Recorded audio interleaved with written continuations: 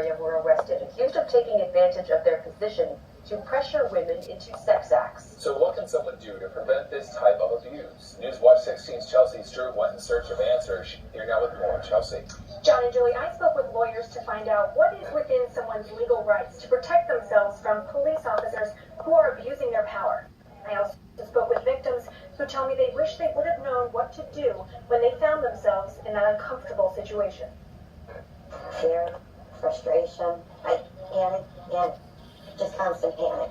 That's how a victim of abuse describes her current mindset. For safety reasons, we're hiding her identity, and we altered the sound of her voice. My day-to-day life is in shambles.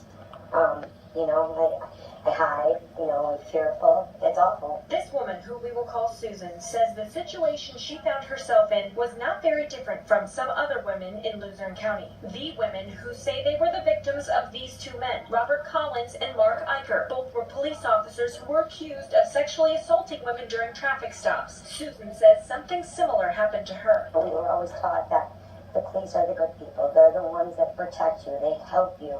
They make sure you're okay. Not in this situation. Bill Ayers is the president of Pennsylvania Bikers for Justice. It's a social group that works with legislators to help protect victims of abuse of power. They feel helpless. And the victims are afraid of a retaliation by the law enforcement agencies. So what can you do if you're being pulled over by a police officer, but something doesn't feel right? Newswatch 16 sat down with lawyers defending the victims in the Collins and Eicher cases. The legislature actually has built into the fleeing and eluding statute something called a personal safety defense. So if you're being pulled over and the area is not well lit, not populated, if it's an unmarked car, or the officer is not in uniform or displaying a badge, you don't have to stop if you don't feel safe. You have the right to get to an area where you feel safe and then comply with the law. A safe place could be a well-lit area, a parking lot with witnesses, or the closest police station. You can also put on your four-way flashers or call 911 to let authorities know you're finding a safe place to pull over. And you have another option. You have a First Amendment right as a citizen to record public interactions with police while they're performing their official duties. There are a few ways lawyers suggest recording. You can use your cell phone camera, an app on your cell phone specifically designed for this type of situation, or you can rotate a dash camera to include you and the police officer over your shoulder. You can't interfere with any investigations, but you have the right to record interactions with police, as long as the police know that you're recording and it's in a public place. Lawyers suggest saying something to the officer along the lines of, "For my personal safety, I am recording this traffic stop." It's not only women that might feel uneasy during a traffic stop. Some men and those who don't speak English or other minorities may also feel intimidated.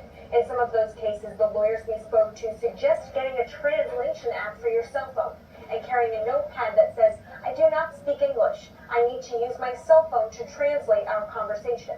You have the right to be understood in an interaction with a police officer, and you have the right to understand what's being said to you. And that's critical.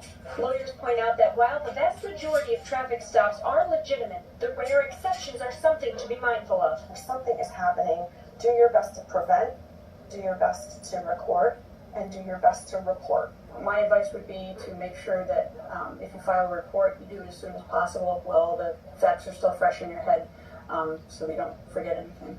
Reports can be filed in person at a police station, online, or by phone. When making a report, you should have the name and badge number of the officer, vehicle plate or identification information, date, time, and location of the incident. Victims we spoke with hope everyone will take this information to heart to help prevent the trouble that has cost them so much. I wish I knew that, I had the opportunity or the choice to drive to a police station or,